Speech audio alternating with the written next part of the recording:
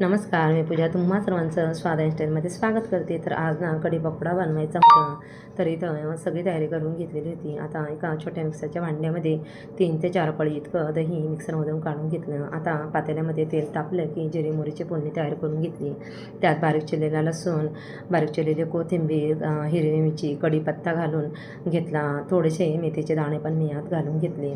मेथीचे दाणेही ना अवश्य घाला आणि थोडासा हिंग आणि हळद घालून परतून घेतलं. दही जे फेटलेलं होतं ना ते यात घालून घेतलं. त्याच भांड्यामध्ये 2 चम्मच बेसन मी थोडंसं पाणी घालून वाटून यात घालून घेतलं. आता चवीनुसार मीठ आणि साखर घालून घेतली आणि कढी तयार करून घेतली. आता एका बोलमध्ये अर्धा कप बेसन, 1 चमचा तांदळाची पिठी, हळद, बारीक चिरलेली कोथिंबीर, ओवा चुरून घातल्यात आणि चवीनुसार मीठ घालून भजीचं पीठ तयार करून घेतलं.